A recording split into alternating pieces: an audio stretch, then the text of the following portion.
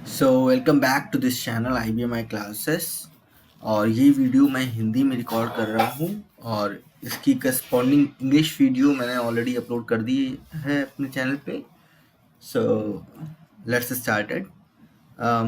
इस वीडियो में हम DB2 SQL के टॉपिक स्टैटिक SQL पर बात करेंगे, जिसको हम SQL RPGLE प्रोग्राम में हम इम्प्लीमेंट करेंगे अपने। तो यहाँ पर सबसे पहले बात होती है static SQL. So what is static SQL basically. तो यहाँ पर सबसे पहला पॉइंट आता है statement prepare before program execution. तो स्टैटिक एसक्यूएल वो एसक्यूएल स्टेटमेंट है जो कि प्रोग्राम के एग्जीक्यूशन से पहले ही प्रिपेयर हो जाती है। मतलब कि ये डायनेमिक एसक्यूएल नहीं होती है, मतलब कि हमें पहले से ही पता होता है कि हमारी स्टेटमेंट क्या होगी जो एग्जीक्यूट होनी है, तो वो पहले से ही प्रिपेयर्ड होती है। तो अब static SQL prepared before program execution. Program execution से पहले का स्टेप क्या है? कंपाइलेशन। पर यहाँ पर स्टैटिक एसक्यूएल कंपाइलेशन से भी पहले चेक होती है। तो यहाँ पर क्या है वो हम बात करते हैं। Statement in a source programme, जो भी एसक्यूएल स्टेटमेंट आप अपने एसक्यूएल आरपीजीएलई सोर्स प्रोग्राम में लिखेंगे। एसक्यूएल आरपीजीएलई सोर्स प्रोग्राम वो प्रोग्राम है जिसका एट्रीब्यूट, सोर्स मेंबर का एट्रीब्यूट एसक्यूएल आरपीजीएलई होता है, पर ऑब्जेक्ट का एट्रीब्यूट होता है आरपीजीएलई, टाइप होता है *pgm। तो ये program statement in a source program processed before program is compiled. तो यहाँ पर मैंने प्रोसेस्ड बिफोर को रेड से हाईलाइट किया है। क्यों किया है? क्योंकि कंपाइलेशन से पहले ही वो प्रोसेस हो जाते हैं। मींस कंपाइलेशन से पहले क्या सब अभी तक हम ये जानते थे कि compilation is the first step to create a program and then running is the run that program और execution that program is the second step. तो पहला स्टेप कंपाइलेशन होता है, दूसरा उस प्रोग्राम को रन करना। पर उसके पहले का भी एसक्यूएल आरपीजीएलई में उसके पहले का भी एक स्टेप आता है जिसमें ये हमारी स्टैटिक एसक्यूएल स्टेटमेंट प्रोसेस हो जाती हैं उस कंपाइलेशन से होने के पहले। अब वो स्टेप है क्या? उसे बोलते हैं प्री कंपाइलेशन स्टेप, जो कि हमारा DB2 प्री कंपाइलर या फिर DB2 को प्रोसेसर करता है। मतलब जो भी हमने एसक्यूएल स्टेटमेंट लिखी है उसके सिंटैक्स को चेक करता है कि वेदर ये एसक्यूएल स्टेटमेंट करेक्ट है या नहीं है, जो हमने अपने प्रोग्राम सोर्स मेंबर में लिखी है। इन केस अगर वो गलत होती है तो प्री कंपाइलर क्या करता है कि एरर हमें थ्रो करता है। प्री कंपाइलेशन एरर एक रिपोर्ट जनरेट करता है हमें। उसके जस्ट बाद अगर वो सिंटैक्स सही है और वो एसक्यूएल स्टेटमेंट सही है जो आपने सोर्स मेंबर में लिखी है, तो आपका एसक्यूएल सिंटैक्स पास हो जाएगा प्री कंपाइलर के द्वारा। अभी कंपाइलेशन पे नहीं पहुंचे, पास हो जाएगा। उसके बाद प्री कंपाइलर क्या करता है? DB2 प्री कंपाइलर वो आपने जो भी एसक्यूएल स्टेटमेंट्स लिखे हैं, मतलब कि फॉर एग्जांपल वो स्टेटमेंट जो एसक्यूएल के थ्रू एग्जीक्यूट होंगे, मतलब कि जो DB2 से इंटरेक्ट करेंगे। फॉर एग्जांपल आपने लिखा है select star from this table where this is equals to this, और update this table set this equals to this where this is equal to this, or delete from this table where this is equal to this, or insert into this table then values this, or insert into this table, or any other query। जो query DB2 से interact करेगी वो क्या होगा? अगर उसका syntax correct है तो सबसे पहले उसको हमारा DB2 pre compiler comment out करेगा हमारे सोर्स प्रोग्राम में, एंड देन फिर वो अपने कुछ उस जिस होस्ट लैंग्वेज में आपने उस प्रोग्राम को लिखा है। फॉर एग्जांपल यहाँ पर एसक्यूएल आरपीजीएलई की बात हो रही है, तो यहाँ पर आपने आरपीजीएलई प्रोग्राम में उस जो होस्ट लैंग्वेज होगी यहाँ पे आरपीजीएलई प्रोग्राम होगी, तो आरपीजीएलई स्टेटमेंट जनरेट करेगा जो DB2 को आपके उस प्रोग्राम में इन्वोक करेंगे, ताकि आप जो DB2 से डेटा चाहते हैं एक्सेस करना डेटाबेस से, वो आप एक्सेस कर सके। तो उसके लिए एक कुछ स्टेटमेंट्स इन्वोक होते हैं प्री कंपाइलर के द्वारा आपके सोर्स प्रोग्राम में। मतलब आपका सोर्स प्रोग्राम जो है वो बिल्कुल ही मॉडिफाई हो जाएगा, चेंज हो जाएगा प्री कंपाइलेशन में के स्टेप में।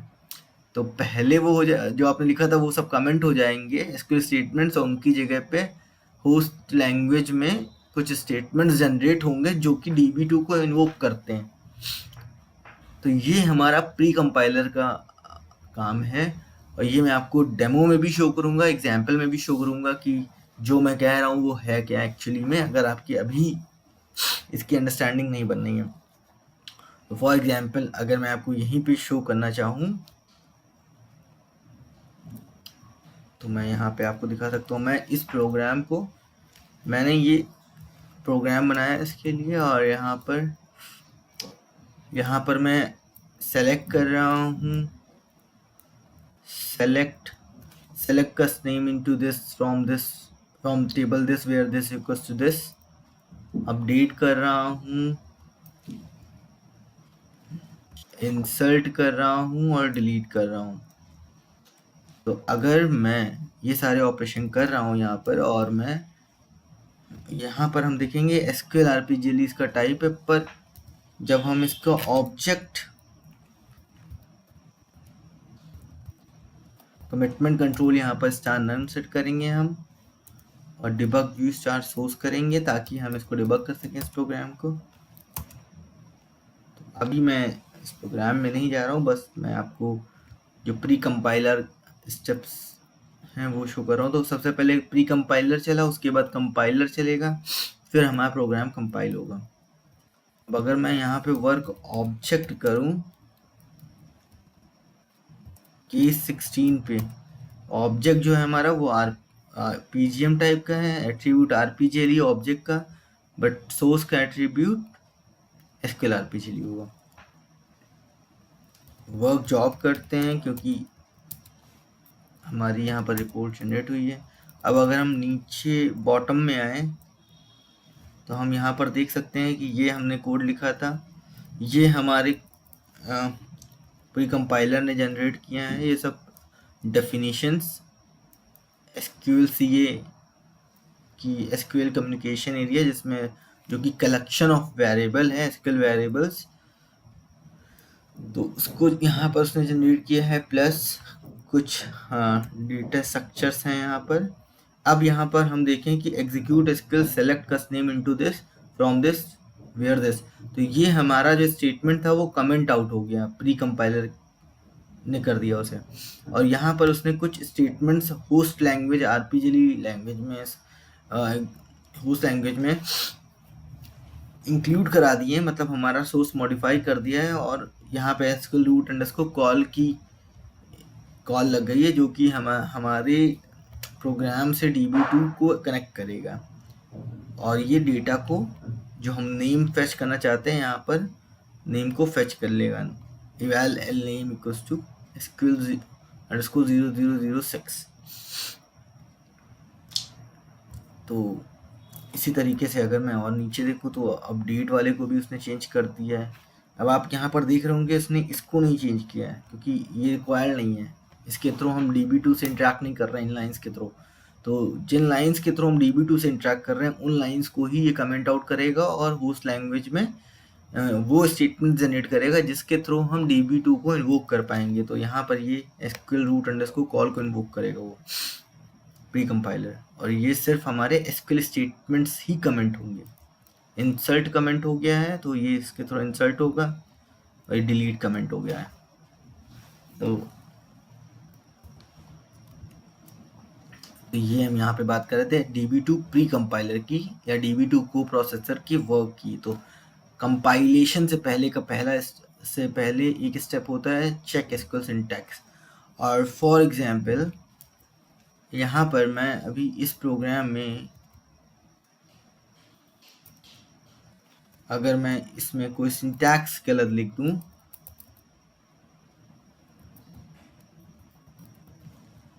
फॉर एग्जांपल फ्रॉम ए लिख दिया मैंने यहाँ पर, ये सिंटैक्स गलत है,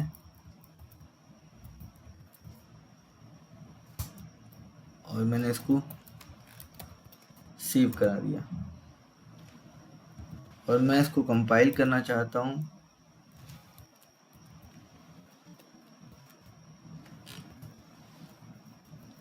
compiling member this SQL pre compile failed. तो आप यहाँ पर देख रहे हैं कि सबसे पहली एरर आई है SQL pre compile failed. Pre-compile field SQL pre-compiler found errors while processing the source program। तो SQL pre-compiler को हमारे एरर मिल चुकी है इस सोर्स प्रोग्राम को प्रोसेस करने के टाइम पे। If output file this,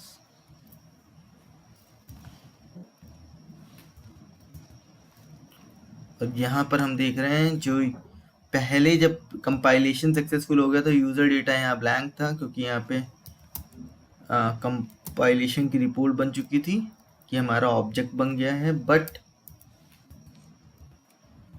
हमें देखिए बॉटम पे है program K16 placed in library this one still, और यहाँ पर ये प्री कंपाइलेशन की रिपोर्ट जनरेट हुई है। इन सब से आपको की बेसिक अंडरस्टैंडिंग होनी बहुत ज़रूरी थी, इसलिए मैंने ये वीडियो बनाया है। तो यहाँ पर आप देख रहे हैं, यहाँ पर आपको कोई प्रोग्राम की एरर नहीं दिख रही, यहाँ पर आपको सिर्फ और सिर्फ SQL एरर दिख रही है, शो हो रही है। तो यहाँ पर मुझे बता रहा है कि SQL 0104 मैसेज ID है और आपका ये जो टोकन है फ्रॉम A वो वैलिड नहीं है। तो बेसिकली अब हमने जो बात की थी, यहाँ पर हमने जो स्टेप्स लिखे हैं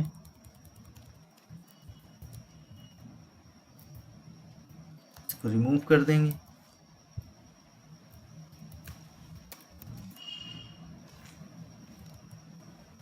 कि ये सबसे पहले चेक करता है SQL सिंटैक्स को, जो कि हमने देखा हाँ करता है। फिर कन्वर्ट करता है, अगर वो सिंटैक्स करेक्ट है तो सबसे पहले उनको कमेंट आउट कर देगा, convert them into host language comments. Comments उस तरीके से करेगा जिस तरीके से जो होस्ट लैंग्वेज में लिखा गया है, जो फॉर्मेट होता है उसमें करेगा। फिर जनरेट करेगा host language statement to invoke DB2, मतलब कि SQL रूट की कॉल। तो ये प्री कंपाइलेशन का काम था। मुझे लगता है कि अब आप लोगों को ये PPT और वो डेमो देखने के बाद शायद, या फिर मैं कह सकता हूँ 99.9% आपको ये आइडिया हो गया है कि what pre compiler does. Preparation of SQL application program. अब SQL एप्लीकेशन प्रोग्राम प्रिपेयर कैसे होता है? आप तो सिर्फ अपने प्रोग्राम में जाते हैं और आप अपनी SQL स्टेटमेंट्स लिखते हैं सिर्फ, बट उसका आपका प्रोग्राम सिर्फ SQL स्टेटमेंट्स का ही वही नहीं होता है, उसके बाद भी बहुत सारे स्टेप्स होते हैं।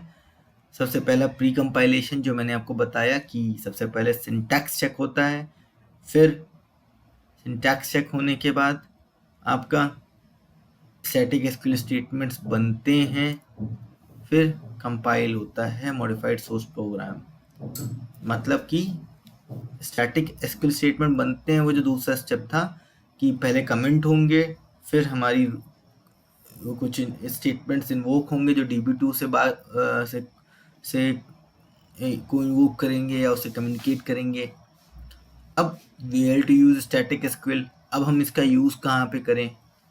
जहाँ पर हमें पता हो बिफोर रन टाइम, हमारे प्रोग्राम के एग्जीक्यूशन से पहले हमें पता है कि मुझे इस टेबल से ये नाम निकालना है इस ID के करस्पॉन्डिंग।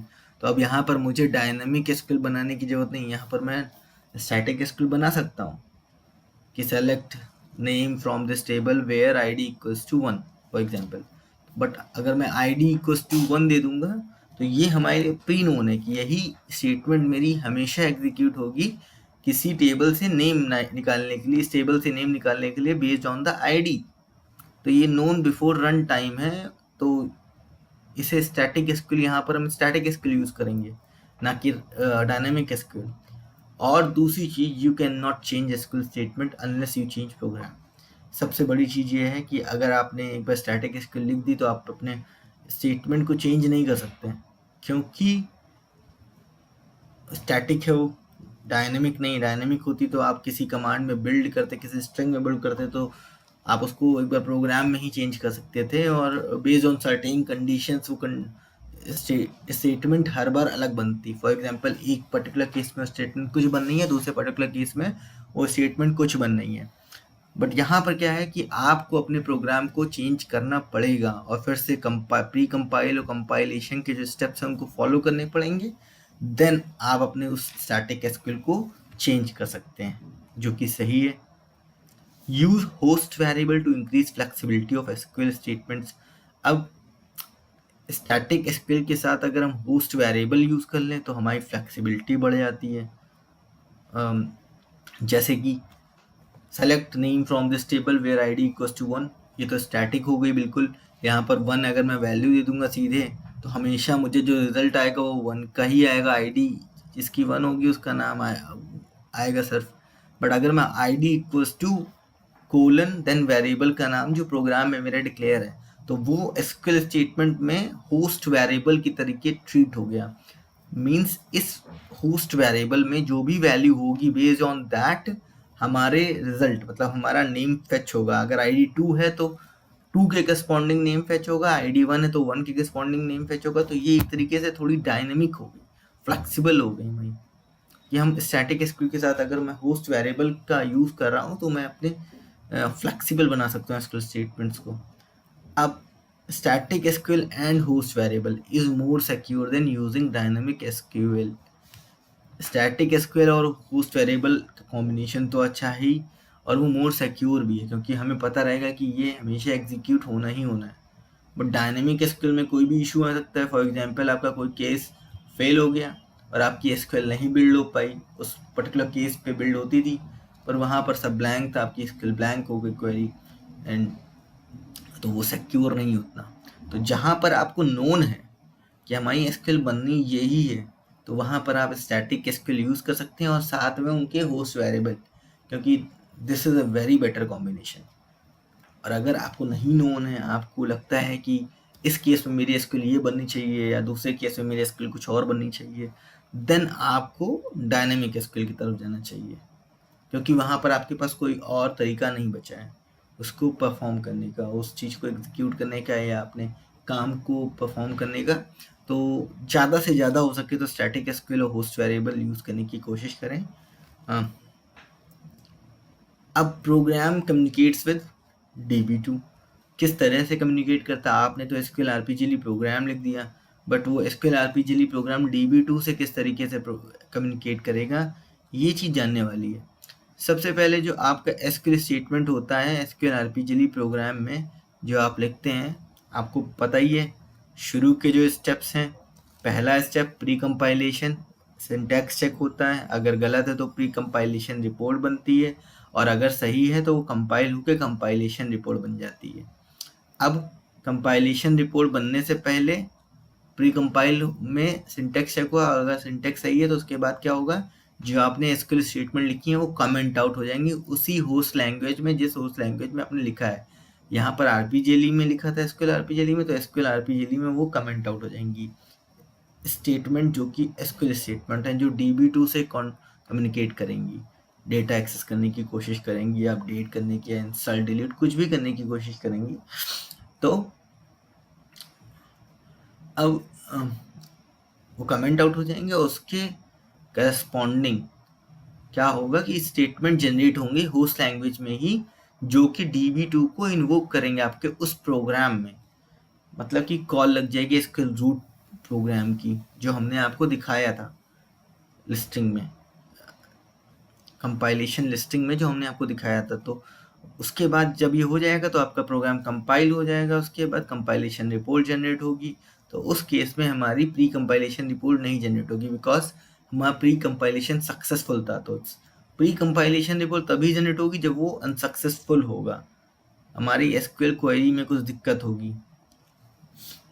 फिर अब हमारे प्रोग्राम के रन करने की बात है। प्रोग्राम कम्युनिकेट कैसे करेगा DB2 से? सबसे पहले आपका एसक्यूएल स्टेटमेंट एग्जीक्यूट होगा, मतलब कि वो एसक्यूएल रूट की जो कॉल है वो एग्जीक्यूट होगी। तो वो DB2 को आपके प्रोग्राम में प्रोग्राम जो है DB2 से कम्युनिकेट करेगा यूजिंग एसक्यूएल रूट कॉल, जो कि प्री कंपाइलर ने रिप्लेस किया होगा आपके उस एसक्यूएल करस्पॉन्डिंग के एवज में बिफोर कंपाइलिंग दैट प्रोग्राम। तो उस प्रोग्राम को कंपाइल करने से पहले ही प्री कंपाइलर ने क्वेरी चेक करी होगी, उसके बाद उसको मॉडिफाई किया अपने एसक्यूएल कॉल रूट से आपकी क्वेरीज को, और फिर आपका कंपाइल हो गया। तो कंपाइलेशन सोर्स जो है उसमें आपका एसक्यूएल कॉल रूट है,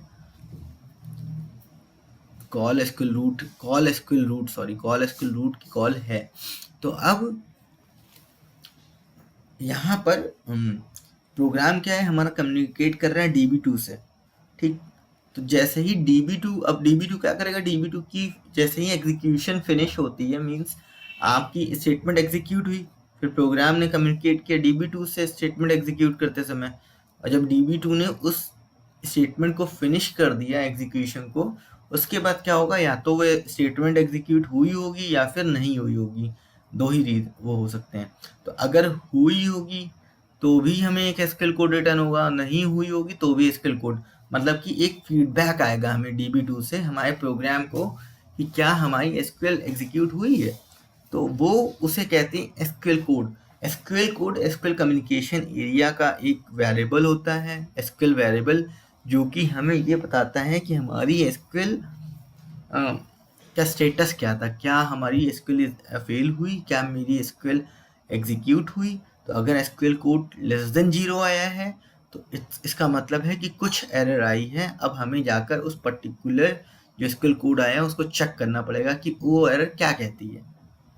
उसके बाद अगर एसक्यूएल कोड 0 आया है तो इट मीन्स कि मेरी एसक्यूएल सक्सेसफुली एग्जीक्यूट हुई है। अगर एसक्यूएल कोड ग्रेटर देन 0 आया तो इसका मतलब कोई वार्निंग आई है, कोई एरर नहीं है, कोई वार्निंग है हमें, जो कि हमें चेक करनी है।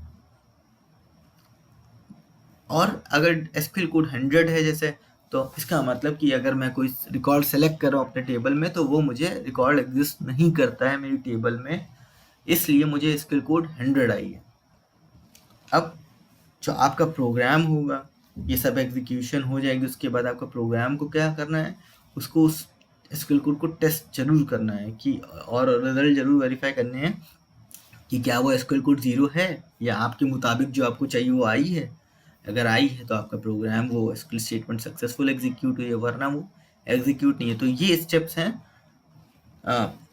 मैं पीछे जाता हूँ थोड़ा सा। ये प्री कंपाइलेशन के स्टेप्स थे, उसके बाद कंपाइलेशन होता है, और फिर ये रन टाइम के स्टेप्स हैं। तो इस पीपीटी को, अब यहाँ पर मैं एग्जाम्पल की बात करूँगा ऑन IBM आई स्क्रीन। अब इस पीपीटी को देखने के बाद मुझे ये लगता है कि सबकी अधिकतर एसक्यूएल आरपीजीएल सोर्स, उसके ऑब्जेक्ट का attribute, source attribute, compilation listing, pre compilation report, compilation report की जानकारी मिल गई, और उसको रन कैसे करना है, क्या है, उसकी भी जानकारी मैंने ऊपर ये दे दी है कि क्या स्टेप्स होते हैं। जो कम्युनिकेट करता है DB2 से, पहले एग्जीक्यूट होगा, फिर कम्युनिकेट करेगा, फिनिश होगी, फिर एक रिपोर्ट, एक एसक्यूएल कोड हमें रिटर्न होगा। तो ये हम यहाँ पर इस प्रोग्राम में देख लेंगे ये चीज़।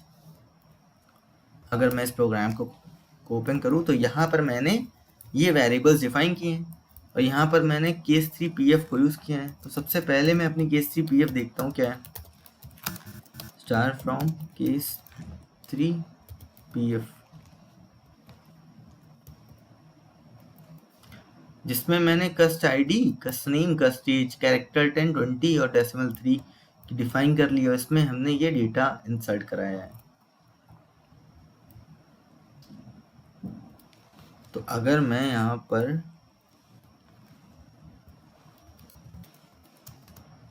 डिलीट कर दूं कुछ डेटा अभी, for example g is greater than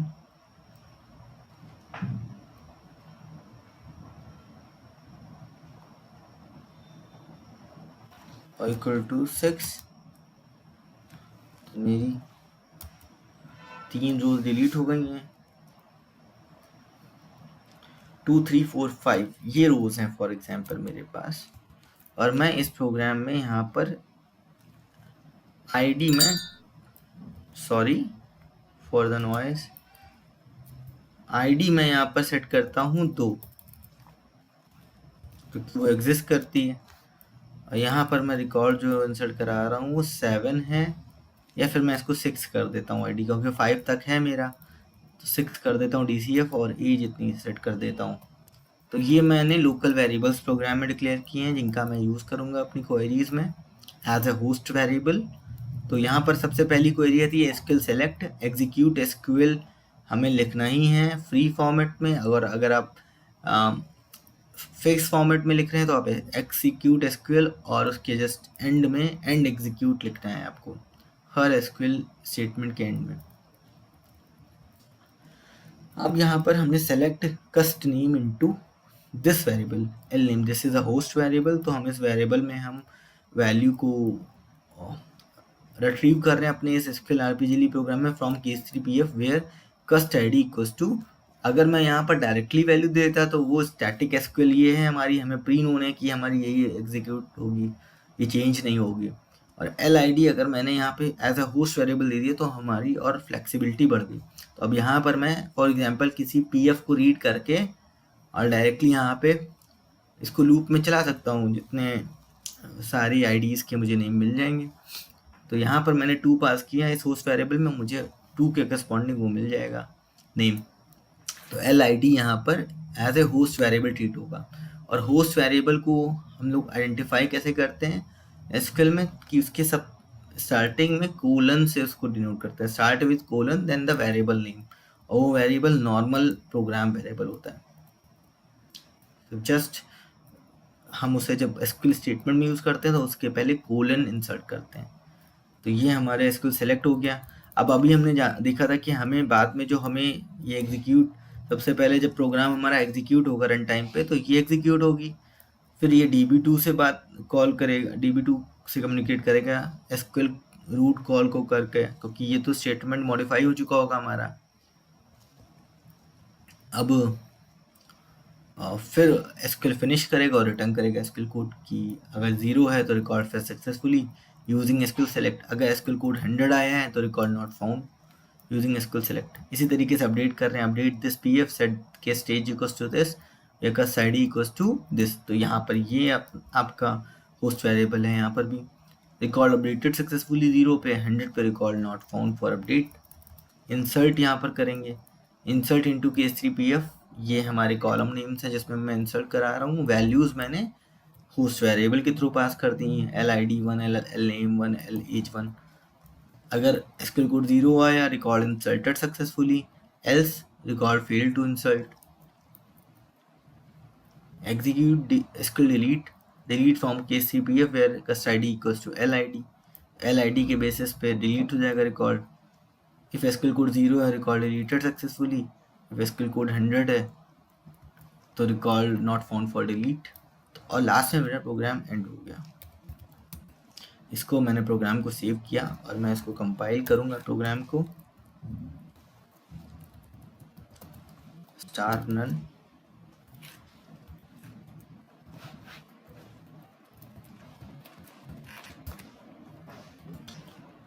ये प्रोग्राम हमारा कंपाइल हो जाएगा, सबसे पहले प्री कंपाइलेशन होगा और फिर कंपाइलेशन होगा।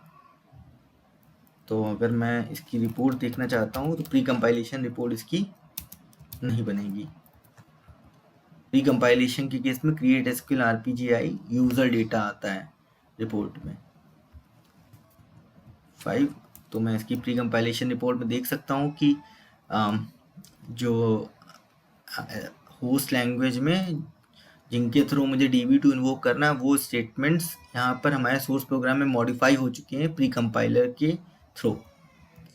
तो ये देखिए हमारी जो एसक्यूएल स्टेटमेंट्स हैं उनकी कॉल रिप्लेस हो चुकी है एसक्यूएल रूट अंडरस्कोर कॉल से, और यहाँ पर ये पूरा प्रोग्राम कंपाइल हो चुका है। लास्ट में हम देखेंगे तो program this placed in library this.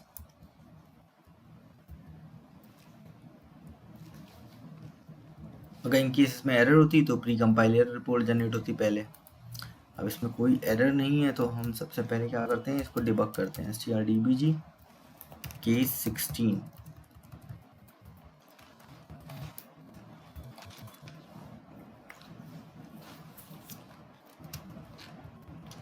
Break point हमने सेट किया लाइन नंबर 1 पे, कॉल केस 16 करेंगे। तो अब हम देख रहे हैं कि हमें यहाँ पर माई एसक्यूएल इस तरीके से जो हमने स्टेटमेंट लिखा था वो दिख रहा है। बट अगर हम वो मॉडिफाइड सोर्स देखना चाहते हैं, शिफ्ट F3 हम लेंगे यहाँ पे और आईली आरपीजी लिस्टिंग व्यू सेलेक्ट करेंगे, तो हमें अब अपना वो कोड दिख रहा है जो प्री कंपाइलर ने मॉडिफाई किया था कंपाइल करने से पहले। तो अब हमारी एक्चुअली में एसक्यूएल स्टेटमेंट एग्जीक्यूट नहीं हो रही है, हमारे ये जो रिप्लेस हुए हैं कॉल्स वो एग्जीक्यूट हो रही हैं। SQL root underscore call execute होगा। अभी हम यहाँ पर देखें कोई वैल्यू नहीं है, यहाँ पर भी कोई वैल्यू रिट्रीव नहीं हुई है और एसक्यूएल कोड 1 आ गया है, एसक्यूएल अंडरस्कोर 00031 आ गया है यहाँ पे, ऑयल नेम हमारा रिट्रीव हो गया है। SQL code, if SQL code is 0 है तो रिकॉर्ड फिर सक्सेसफुली इस तरीके से अपडेट होगा। एसक्यूएल कोड 0 है तो रिकॉर्ड अपडेटेड सक्सेसफुली और ये रिकॉर्ड हमारे इंसर्ट हो गए। तो ये सब हम जो हमने पीपीटी में देखा वो हम डेमो भी देख रहे हैं उसका। यहाँ पर रिकॉर्ड डिलीटेड सक्सेसफुली, अगर मैं यहाँ पर देखूँ तो ठीक है, हाँ मेरा रिकॉर्ड डिलीट भी हो चुका है, इंसर्ट भी हो चुका है, अपडेट सब परफॉर्म हो गया है, इसमें सेलेक्ट भी हुआ है। अब फिर से मैं इसको कॉल करता हूँ इस प्रोग्राम को और फॉर एग्जाम्पल मैं वैल कर देता हूँ LID इक्वल्स टू 55।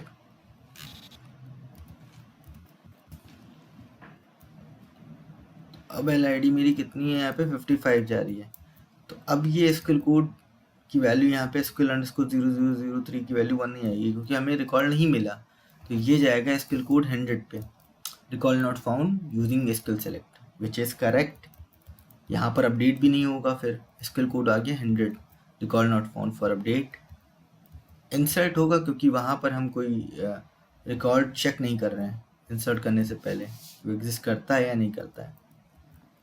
तो ये रिकॉर्ड दोबारा इंसर्ट हो जाएगा क्योंकि ये ऑलरेडी एक बार इंसर्ट हो चुका है सेम रिकॉर्ड, बिकॉज कोई चेकिंग नहीं है यहाँ पर। और डिलीट के केस में फिर से चेक करेगा कि डिलीट करने के लिए वो रिकॉर्ड है या नहीं है। एसक्यूएल कोड यहाँ पर फिर से 100 आया तो record not found for delete. तो सिंपल भी हम चाहें तो सिंपल क्या मतलब यही अब हमारा जो भी है कि हमने यहाँ पर प्रेजेंटेशन देखी, इसका कोडिंग एग्जाम्पल देखा, आपने सारी रिपोर्ट्स चेक करी, रन टाइम पर देखा किस तरीके से आप उसका एसक्यूएल लिस्टिंग व्यू देख सकते हैं और डिबग कर सकते हैं। जो आपकी लाइंस आपने एसक्यूएल स्टेटमेंट लिखी थी वो कमेंट आउट हो गई हैं और आपका नया जो सोर्स था कंपाइलेशन से पहले जो प्री कंपाइलर ने चेंज किया था वो आपको दिख रहा था, एसक्यूएल रूट अंडरस्कोर कॉल की स्टेटमेंट, और वो एग्जीक्यूट हो रही थी बाकायदा। तो यहाँ पर आपको बेसिक अंडरस्टैंडिंग हो गई है एसक्यूएल आरपीजीएल की। स्टैटिक एसक्यूएल उसमें कैसे लिखते हैं, उसमें होस्ट वेरिएबल कैसे लिखते हैं, read insert update delete using static SQL and host variable कैसे करना है, ये इसमें हमने जाना। हमने इसमें प्री कंपाइलर रिपोर्ट के बारे में जाना, उसको देखा कब जनरेट होती है, एसक्यूएल सिंटैक्स जब इशू करता है तब वो जनरेट होती है और जब वो सक्सेसफुल हो जाती है तो वो रिपोर्ट जनरेट नहीं होती। फिर कंपाइल होता है हमारा प्रोग्राम। हमारे कंपाइल्ड प्रोग्राम में प्री कंपाइलर क्या करता है कि हमारे एसक्यूएल स्टेटमेंट्स को कमेंट आउट करता है और एसक्यूएल कॉल अंडरस्कोर रूट की call SQL root underscore call की कमेंट वो कॉल लगाता है जो कि DB2 को इन्वोक करता है। रन टाइम पे हमारा एसक्यूएल एग्जीक्यूट होता है और वो DB2 से कम्युनिकेट करता है, फिर DB2 उसको एग्जीक्यूट करती है और फिर DB2 एक हमें रिटर्न कोड देती है एसक्यूएल कोड के उसमें कि अगर एसक्यूएल कोड लेस देन 0 है तो फेल हुआ है, 0 है तो पास हुआ है, सक्सेसफुल है, ग्रेटर देन 0 है वार्निंग है, 100 है तो एसक्यूएल रिकॉर्ड फाउंड नहीं हुआ है। इस तरीके से हमारा प्रोग्राम जो होता है वो एग्जीक्यूट होता है। ये मतलब पूरी लाइफ साइकिल एक तरीके से एसक्यूएल आरपीजीएल की प्री कंपाइलेशन से लेकर रन होने तक की। So that's all in this video. Thank you and have a nice time.